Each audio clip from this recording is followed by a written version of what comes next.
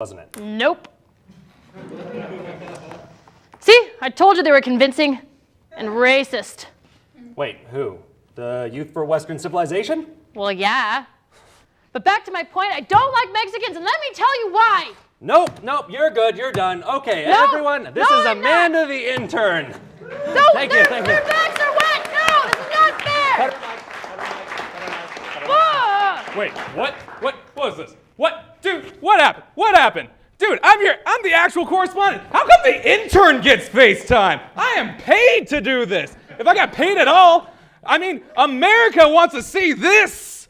All of this. This is what gets your ratings right here. Oh, yeah. Oh, and you know what, Conrad? I went out and I got you a package. You know why? Because it's my job. To America. Excellent. What's it about? Today, the next cult to threaten America, marching bands. As part of our new series, Meet a Student Organization and or Cult. I sat down with former band president Joseph Curtis to find out more.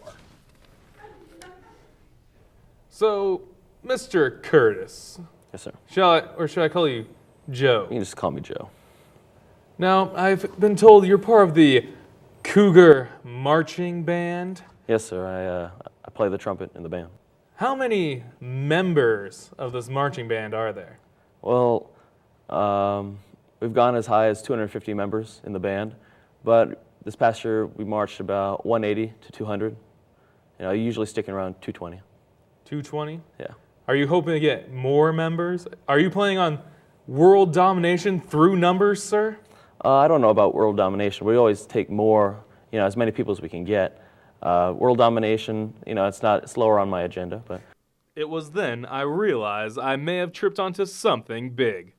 I've been told that there are secrets to your marching band. Can you tell me any of these secrets to your band? No. I mean, we're not in a Red Dawn situation, but. But don't you wear red? Isn't that what your color is? You wear red uniforms. You line up in big parades. You go running around to show how much domination you have on the field of possible battle. I have no idea what kind of allegations you're having against us, whether we're red commies or whatnot, but they're all false. False, he says. Well, unbeknownst to my comrade, I had been piecing together the truth. The military precision looked very familiar to a picture I'd looked at once in a history book that made my American blood run cold. Their rehearsals, or field exercises, clearly showed me they were planning something dastardly that could have been from a 1950s to 80s movie. I knew their fearless leader was just biding his time to start his revolution for the people. He had gained power with undying loyalty of his subjects. Watch out, America. The next chairman may be coming to a town near you.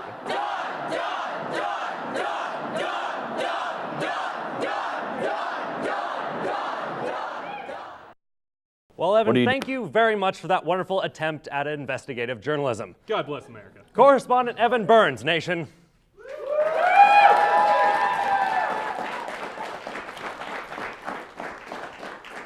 Coming up after the break, we get knocked down, but we get up again, and then we come and take you out. The Cougar Report will be right back.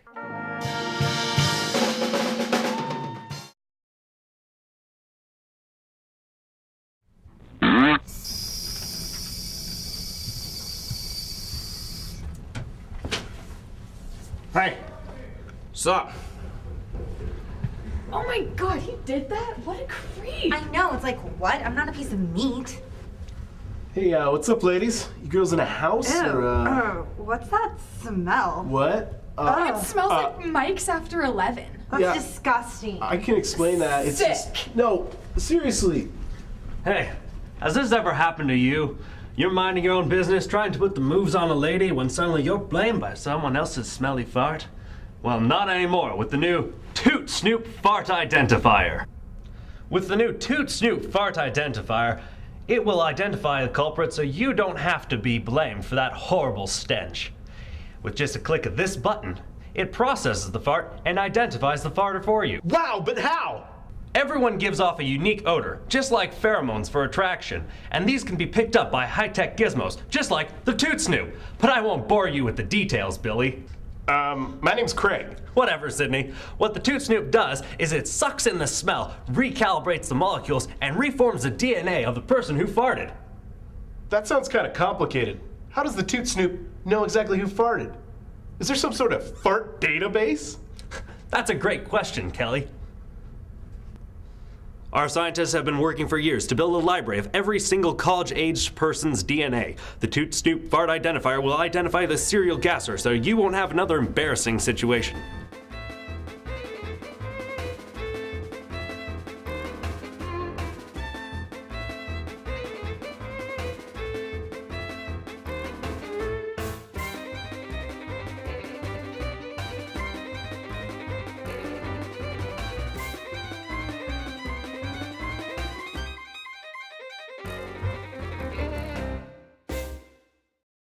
Okay, I guess this is a good idea. At least I won't have to take the blame for someone else next time. Now you got the gist of it, Whitney.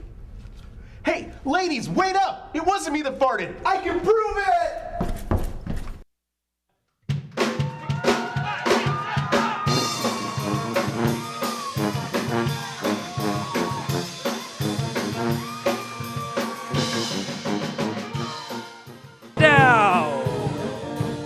Welcome back to the Cougar Report. According to Fox News, an unfortunate man named Osama bin Laden was killed by U.S. Navy SEALs on Sunday. The SEALs apparently mistook the man for internationally wanted terrorist mastermind Osama bin Laden, allegedly by the sloppy writing on his name tag. Sorry, guy, all towel-wearing sand people look alike to me. Pew pew! Oh, nation, I'm getting word that it was in fact Osama bin Laden who was shot and killed and then thrown in a lake somewhere. Apparently, Fox News pronounced his name differently in order to prevent anyone from thinking that it was Navy SEAL who shot President Obama. But for future reference, Fox, both the terrorist and the president's names start with an O, as an O of the humanity. In case you missed the presidential address, Osama was found in a mansion in Abbottabad. Talk about a bad place to hide. Hi-oh! Intern! Better. That's what we pay her for, or would if we did. Now, those of you wondering why Osama was buried at sea, possibly because the USS Carl Vinson had to dump its garbage before going to light speed. Either way, Osama bin Laden was buried in the North Arabian Sea instead of in the sand as Sharia law specifies. Please keep in mind that if a Muslim's body cannot be put to rest in the ground within 24 hours, it then becomes acceptable to be buried at sea.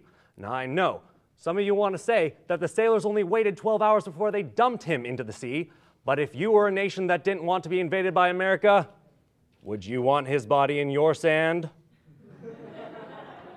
Brings to mind a quote by Winston Churchill: "You can always count on Americans to do the right thing after they've tried everything else." Which brings us to tonight's phrase, which is mission accomplished. We got him. It only took 10 years, but we finally got him through the process of modern generation rushing his home base. Osama was found using carefully followed leads, high-tech surveillance, and recon. A plan was formed between several involved countries. Obama picked up the red phone, and Osama finally got what was coming to him. A congratulations is in order, nation. We now have undeniable proof we got him. Just don't ask to see it. Now, I know there's a bit of controversy over this event, one of which being our celebration of the death of a human-ish being. Another controversy is deciding who gets the credit, whether it be President Obama, former President Bush, or the troops who bravely carried out the mission. However, I am the first journalist to point out that after my staff and I reviewed the reports, press releases, and digital media on the event, can factually state that the University of Washington had nothing to do with this national accomplishment in the war against terrorism. Go Cougs! Yeah! Woo! But it makes me wonder, Couldn't we wait another 5 months to kill bin Laden? I mean, I know we finally had his location pinned down and all, but I can't help but thinking that killing him in 5 months would have made a nice anniversary present. But we can finally now end this chapter of history and turn our attention to those who continue to run and hide from American justice. From all of us at the Cougar Report, mission accomplished, and that's tonight's phrase. Coming up after the break, we are joined by special guests from the WSU Police Department. The Cougar Report will be right back.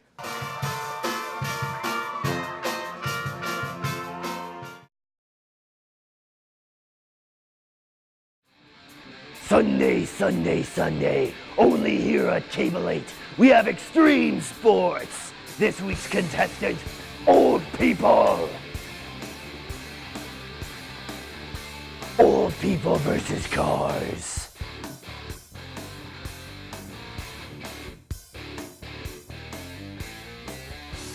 Old people versus cell phones. My cataract is acting up. I don't know what's going on with this flashy thing. My grandson got this for me, but I don't know where the phone part is. Hello? Is it candy? Ow! Where does it go? Where am I? Old people versus the youth.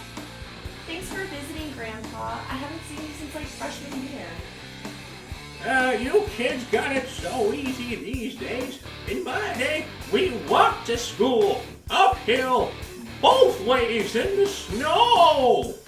We still do that, Grandpa. I live in Pullman. Oh, this one's got a belt on her. Let me get my belt off. No, You Grandpa! smell like ranch. We don't want another repeat of Christmas. I don't have a belt. Get my cane. Put a sweater on. You look like a floozy. Yeah, I'm cold. Old people versus going to the bathroom.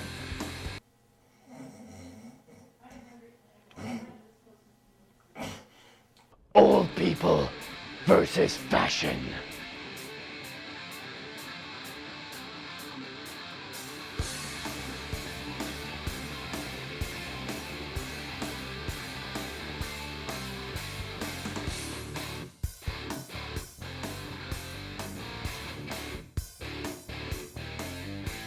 And old people versus the world.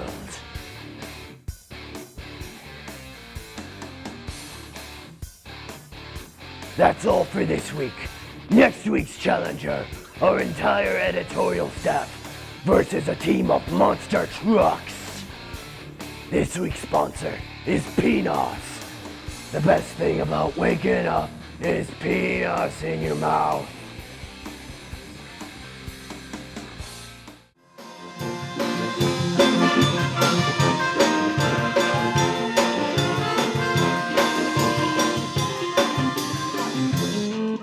Thank you, and welcome back to the Cougar Report.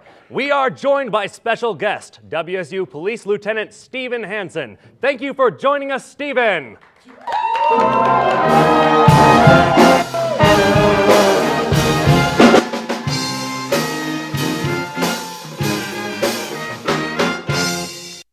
Now, Stephen, tell us, how long have you been here at WSU?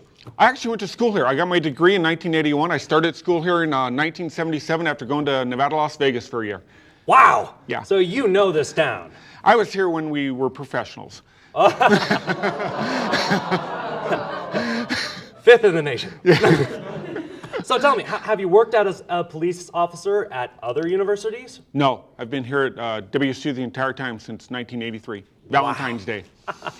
So you'll have the inside scoop on this. Would you say that WSU is a party school? It used to be. I mean, I can remember both when I went to school here and when I worked here, they would have huge parties in the residence halls. I mean, they would close off the top of Rogers, the top of Orton, bring in live bands and have kegs. Wow. Yeah.